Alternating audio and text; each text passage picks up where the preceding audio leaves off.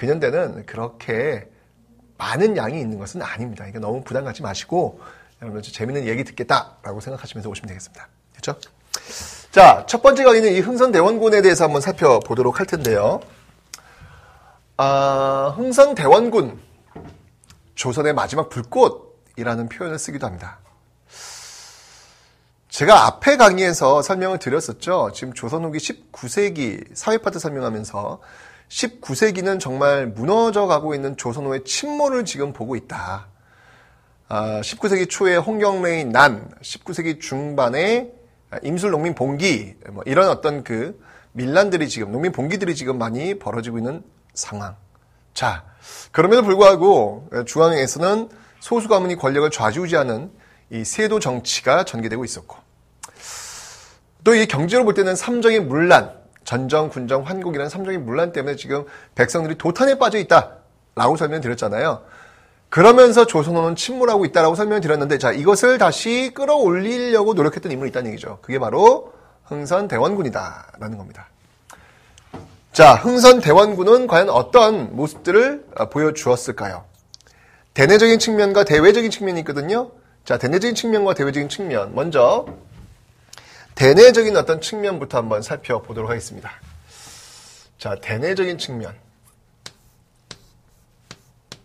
대내적인 측면에서는 어떤 이 모습들을 지금 보여줄지. 이 대내적인 측면에서의 목표가 딱 두 가지가 있어요. 대내적인 측면에서의 목표는 뭐였냐면 두 가지. 그 두 가지 목표는 바로 왕권 강화와 민생 안정입니다. 왕권 강화라는 목표와 왕권의 강화라는 목표, 이것과 그 다음이 민생 안정이라는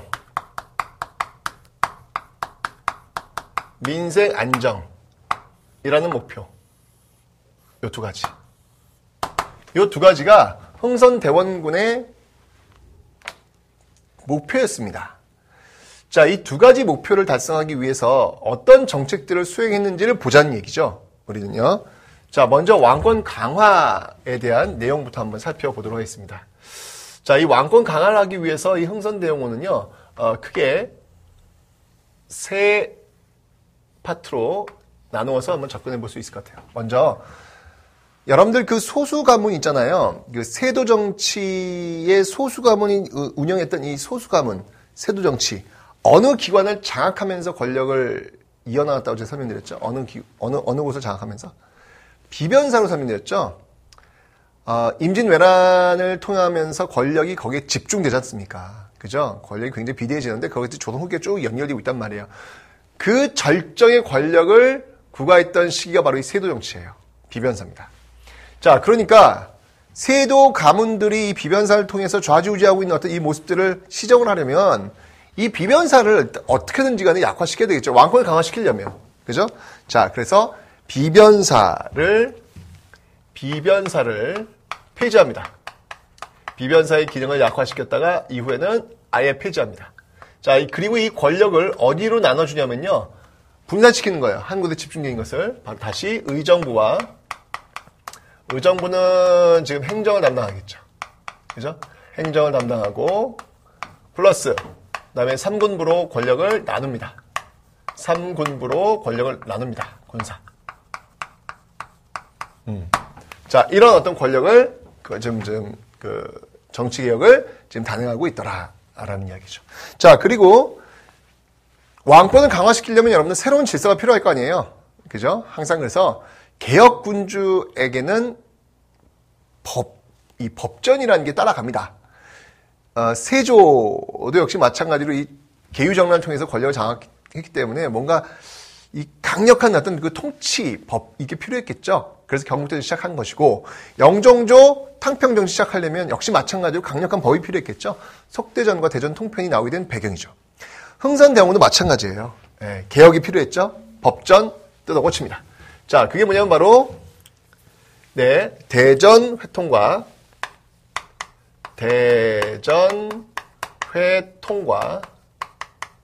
대전회통이라고 하는 건 뭐냐면 조선 전기 그 경국대전과 조선 후기 속대전 있잖아요. 그 두 개의 그 법전이 이게 시기에 좀 이렇게 안 맞다 보니까 좀 이렇게 충돌하는 면들이 있어요. 그걸 다시 만나게 해가지고 통하게 한다는 얘기예요. 예. 대전 회통이 있고요. 그 다음에 이제 육전조례와 같은 방식으로 법률을 지금 정리를 하고 있더라라는 겁니다. 이 대전 회통과 육전조례 이렇게 법률을 정비했던 흥선대원군은요, 이제 왕실의 위엄을 보여주고자 합니다. 그 왕실의 위엄을 보여주고자 엄청난 건축 사업을 단행하죠. 자, 그게 뭐였습니까? 그게 바로 경복궁의 중건입니다. 경복궁의 중건. 자, 근데 이제 이 역사에는요, 엄청난 돈이 들어갈 수밖에 없죠. 그 돈을 확보하기 위해서 어떻게 했냐면, 원납전을 징수하고요. 원납전 징수. 이 원납전이라고 하는 건 기부금이에요, 기부금. 원납전을 징수하고요. 네. 그리고 당백전을 발행합니다. 당백전을 발행합니다. 원납전이라고 하는 것은 원에서 납부하는 돈이라는 얘기인데요. 근데 이게 지금 경복궁이 중건되는 과정 속에서 이게 한 번에 이게 딱 중건이 되면 좋은데 이게 계속 불이 나요. 화재가 나면서 무너지고. 그러면 이제 멈춰야 되는데 또 하는 거죠. 당연히 이게 맨 처음에 좋았던 마음들도 다 이제 없어지겠죠. 그러다 보니까 이 원납전도 강제로 할당하는 그런 식으로 바뀝니다. 그러면서 이제 원망하면서 납부하는 돈 뭐 이런 식으로 지금 불려지기도 하죠. 더 심각한 문제는 이 당백전입니다. 이 당백전은 여러분들 어떤 문제가 있냐면 이게 지금 화폐 일당백 화폐 가치를 지금 100배가 올라가는 화폐를 지금 발행하는 거예요. 그럼 여러분들 이게 어떤 일이 벌어질까요? 이렇게 화폐 가치 이 당백전이 발행이 되면 어떤 일이 벌어질까요? 화폐의 가치는 당연히 폭락하겠죠. 그죠? 그러니까 물가는 어떻게 된다는 얘기예요? 물가는 당연히 올라가겠죠. 이런 현상을 뭐라고 하는 거예요? 이런 현상을 우리는 인플레이션이 벌어지는 것이죠. 결국 이제 이런 경복궁 중건은 기층 민중들에게 반발을 살 수밖에 없는 것이죠. 민들의 어떤 삶을 지금 악화시키고 있는 거잖아요. 네. 그래서 이런 어떤 모습들은 여러분들이 좀 기억을 좀 해놓으셔야 되겠습니다. 어쨌건 흥선대원군은 이 왕권 강화라고 하는 이 목표를 달성하기 위해서 정말 수단과 방법을 지금 가리지 않고 있다는 얘기죠. 자, 이제까지 그 비변사 권력의 폐체와 이런 법전과 경복궁 중건이 중앙 이런 것들이 이제 일반적으로 중앙 권력이잖아요, 지금. 그죠? 이런 것들이 중앙과 관련된 거라면 지방을 한번 볼게요. 지방 권력. 중앙 권력을 통해서 왕권을 강화시키려고 했다면 다음은 지방. 지방에 뭐가 있을까요? 지방은 말이죠. 지방은 이 왕권을 위협하는 어떤 그 자신들만의 세력들이 있잖아요. 그 모이고 있는 그곳이 어딘가요? 서원이죠, 서원. 이 서원을 정리합니다. 사액서원 47개만 남겨두고 다 정리하죠. 이거 엄청난 개혁이에요, 여러분들. 만약에 지금 정부에서 예를 들어서 서울대가 문제가 있다. 사회적 문제를 일으키고 있다. 없앤다. 이러면 어떤 일이 벌어질 것 같아요, 여러분들? 이거 쉽지가 않습니다, 이게요. 이게 쉽지 않아요. 그러니까 그걸 떠올리면서 한번 이걸 보시라는 얘기죠. 서원 정리. 정말 각 지방마다, 각 지역마다 자신들의 어떤 이 권세가들과 연결되어 있는 이 서원을 없앤다. 이거 쉽지 않아요. 이거 굉장히 어려운 개혁이거든요. 하지만 단행합니다. 이 서원 정리 단행합니다. 특히 이제 서원이요, 기층 민들에게도 굉장히 고혈을 빨아먹는 그런 역할도 많이 해요. 서원에서 제사 지낸다고 했을 때 그 지역 마을의 수령 사또한테 요청하면요, 또 이렇게 다 걷어가지고 또 이 제사 비용을 또 마련하고 아주 안 좋은 모습 많이 보이고 있거든요. 그러니까 이 흥선대원군은 이런 거 다 없애야 된다 이제 판단한 것이죠. 그런데 더 결정적인 건 뭐냐면 만동묘까지도 지금 철폐합니다. 만동묘. 이 만동묘는 뭐냐면 여러분들 왜 임진왜란 때 우리를 도와줬잖아요. 누가요? 명나라가. 그 명나라, 우리를 도와줬던 명나라 황제를 모셔놓은 곳이에요. 이걸 아직까지 제사를 지내고 있는 거예요. 대단하죠? 대단하죠? 근데 여러분들 이게 지금도 여러분들 왜 6.25 전쟁 때 그 인천 상륙작전에 성공을 했던 메가더 지금 인천 거기 그쪽에 있잖아요. 지금 그죠? 네. 이 당시도 역시 마찬가지로 그런 것들을 이거 도와주었던 것들을 기념하기 위해서 또는 또 제사를 지내기 위해서 만들어 놓고 있는 게 쭉 온 거죠. 계속해서 제사를 지내고 있었고요. 그런데 흥선대원군이 이거를 철폐한 겁니다. 쉽지 않다니까요, 여러분들. 왜 그 인천 상륙작전 그 메가더 장군에서 몇 년 전에 왜 논란이 있었잖아요. 철거해야 된다, 말아야 된다, 어떤 그 논란이 있을 때 얼마나 사회적인 파장이 컸습니까? 그죠? 마찬가지예요, 이 당시에도. 사람 사는 건 비슷한 거거든요, 여러분들. 네. 자, 이렇게 서원정리와 만동네 철폐는요, 정말 이 양반 유생들한테 엄청난 반발을 가져올 수밖에 없는 폭탄을 갖고 있는 거예요, 지금요. 언젠가 이게 뻥 하고 터질 겁니다. 잠깐만 좀 기다려주세요. 자, 이런 걸 통해 가지고 중앙 권력을 장악하려고 했고 지방 권력을 장악하려고 지금 흥선대원군은 목표는 뭐였다? 왕권 강화하기 위해서 지금 단행하고 있는 거예요. 그 다음에 이제 민생 안정을 한번 보도록 하겠습니다. 민생 안정. 자, 민생 안정은 지금 삼정의 문란 이거 지금 해결해야 됩니다. 자, 삼정의 문란을 해결하기 위해서 전정, 군정, 환곡이죠? 고쳐야 되겠죠. 먼저 전정, 그 다음에 군정, 그 다음에 환곡. 자, 이 문제를 어떻게 해결할까요? 하나씩 한번 살펴보도록 하겠습니다. 먼저 전정입니다. 자, 이 전정의 문란. 이때쯤 되면요, 사회가 혼란하면 늘 힘 있는 사람들이 세금을 안 내는 경향이 많이 있어요. 사회가 혼란하니까 혼란한 틈을 타서 그거 관리하고 있는 사람들한테 돈을 이렇게 찔러 넣어 주는 거죠. 그리고 세금을 안 내는 방법으로 가는 그런 거. 그게 오히려 남는 거거든요. 그 얼마 집어주면 그만큼의 엄청난 세금을 내지 않아도 되기 때문에 남는 장사거든요. 그리고 그 받는 사람이야. 어차피 세금이야. 그 국가에 가는 건데 나랑 뭔 상관이 있어요. 그죠? 예, 그러니까, 기왕이면 내가 좀 받아가지고 내가 쓰면 되지. 이게 지금 그러니까 사회가 혼란하기 때문에 벌어지는 거죠. 이게 통제할 수 있는 어떤 그 능력이 떨어지다 보니까 이런 일이 벌어지는 거예요. 자, 그러면서 이제 면세지가 많아지겠죠? 자, 이러면서 흥선대원군 두고 볼 수가 없겠죠. 자, 그래서 양전사업을 단행합니다. 양전사업. 토지조사 사업이에요. 양전사업, 여러분 토지대장 양안이라고 그랬죠, 양안. 양전사업을 통해 가지고, 바로 면세지. 세금을 내지 않는 이 면세지를 지금 줄여나가는 거죠. 네. 줄여나가는 그런 모습들 기억하시면 되겠습니다. 그 다음에 이제 군정입니다. 군정은 지금 포를 내는 거잖아요. 근데 제가 여러분들 기억나시죠? 조선 후기 때 할 때 왜 균역법 1년에 한 필 내는 건데 이 균역법은 여러분 양반들은 면제라고 설명드렸습니다. 그죠? 예. 그런데 이 때가 되면 이제 호포법을 시작합니다. 호포법. 호포제. 이 호포제는 뭐냐면요. 이 호포제는 한마디로 얘기하면 양반에게도 군포를 부담시키는 거예요. 네, 양반에게도 군포를 부담시키는 겁니다. 이거 굉장히 강력한 법입니다, 여러분들, 이건요. 예. 왜냐면, 양반들이 포를 안 내는 것은 굉장히 상징적 의미가 있는 거예요. 내가 저 밑에 있는 계층들과 나와의 차별성을 보여주는 게 뭐냐면, 바로 포를 내지 않는 거거든요. 포를 내지 않는 건데, 흥선대원군이 양반에게도 포를 내라? 이거 있을 수 없는 일이죠. 물론, 그 이면에는 사실은 명분에 맞지 않는다라는 걸 이야기는 했겠지만, 속으로는 더 컸던 건 뭐냐면 내가 세금을 또 내야 된다는 거에 대한 반발의 감이었을 거라고 저는 생각합니다. 근데 그거를 나는 국가를 위해서 세금을 낼 수 없습니다. 이렇게 얘기하면 이거 참 속보이고 참 욕먹잖아요.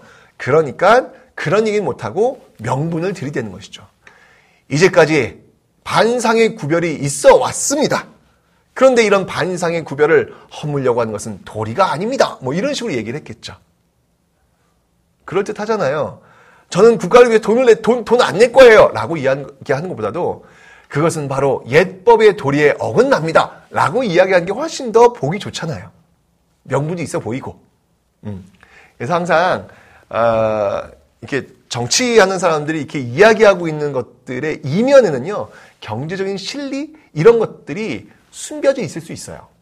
이거를 이야기하긴 좀 그러니까 어떤 명분을 갖고 들고 와가지고 이야기를 하면서 포장을 하면서 결국에는 그 명분을 앞세워가지고 자신의 실리를 챙기는 그런 모습들이 많이 보이고 있는 것이죠. 여기에서 지금 그런 모습이 나타날 겁니다.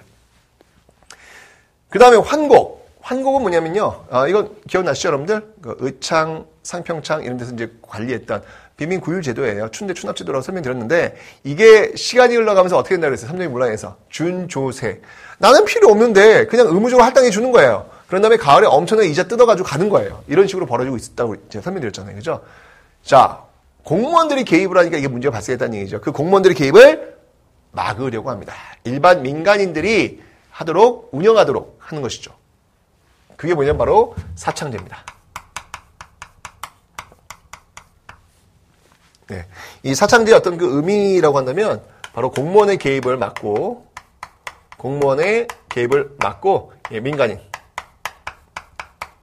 민간에서 운영토록 하는 것. 이게 바로 사창제다라는 것이죠. 어쨌건 간에 여러분들, 이 경복궁 중건할 때도 여러분들, 건축물은 뭘로 만들어요? 나무로 만들 거 아니에요. 근데 그 좋은 나무가 어디냐면 이 양반들의 묘지림 있죠? 그 묘지를 이렇게 둘러싸고 있는 그 나무들이 있을 거 아니에요? 그 소나무 이런 것들을 다 활용을 해요. 그 양반들이 부글부글해요. 이 경복궁 중건에 있어가지고 우리 선조들이 이 잠들고 있는 그 지역의 나무들이 다 베어가니까 부글부글해요. 게다가 서원정리 만동묘가 철폐하네. 게다가 세금도 내라고 하네. 이거는 뭐 이 흥선대원을 좋아할래야 좋아할 수가 없어요. 결국은 경복궁 중건 그리고 호포제 그리고 서원정리와 만동묘 철폐 이러한 것들이 이후에 양반 유생들이 들고 일어나는데 그 앞에 섰던 인물이 누구냐면 바로 이 최익현이라는 인물이에요. 최익현의 탄핵상소 올라오죠. 대원군 탄핵상소가 올라옵니다. 대원군 탄핵상소. 왜냐면 이 흥선대원이 권력을 장악했을 때 이유는 뭐냐면 그의 아들 고종이 나이가 어려요. 예, 12살 나이가 어려요. 뭐 초등학생쯤 됐겠죠. 지금으로 본다면. 그러니까 뭘 모르는 거야. 그래서 그의 아버지 흥선대원군이 대신 섭정을 하는 것이요. 약 한 10년간 합니다. 10년간. 10년 뒤에 이제 그 고종의 나이가 이제 20대가 됐을 거 아니에요. 그러니까 이제 물러나시고 고종이 직접 정치를 할 수 있도록 하십시오. 라는 게 딱 올라오는 거예요. 올라오는 것이죠. 최익현의 탄핵상소. 그러니까 이런 것들에 대한 어떤 그 불만이 쌓이면서 이제 빵 하고 터진 거예요. 지배층, 주류 세력에 대해서 어떤 희생을 강요하는 개혁은요, 쉽지 않고요. 그런 개혁을 단행했던 인물에 대한 역사적 평가도 긍정적이지 않습니다. 예를 들면 광해군의 개혁, 대동법 시행, 그리고 중립 외교, 당시 지배층들에 대해서 격렬하게 저항을 받았지요. 광해군은 폭군으로 역사의 기록이 남고 있습니다. 그리고 이 흥선대원군, 결국 최익현의 탄핵상소를 받으면서 결국 집권에서 물러나게 되어 있죠. 그러니까 여러분들이 항상 그 시점에서 한 인물에 대한 평가가 부정적이라고 해가지고 여러분들이 그 시류에 이렇게 쭉 끌려가는 것은 조금은 비역사적일 수도 있다라는 거예요. 역사를 보니까 한 100년, 200년 지나면 좀 다르게 해석될 여지도 있구나라는 것들을 지금 우리가 지금 보여주고 있잖아요. 그죠? 그러니까 역사를 공부하면 여러분들 그런 것들, 그러니까 내가 지금 주장하고 있는 것들에 대해서 좀 한 번쯤은 과거 사람들의 사례를 들어가면서 내가 지금 생각하고 있는 판단이 이게 과연 옳은 것인지. 왜냐면 끊임없이 그 한 시대를 이끌고 있는 여론 주도층이 있다고요. 그 여론 주도층의 그 여론에 내가 쓸려 들어가는 건 아닌지 나를 끊임없이 점검할 수 있는 그런 안목이 생기기 때문에 역사를 공부하는 겁니다. 단순하게 여러분들 과거의 사실들을 외워가지고 시험 보려고 하는 거 아니고요.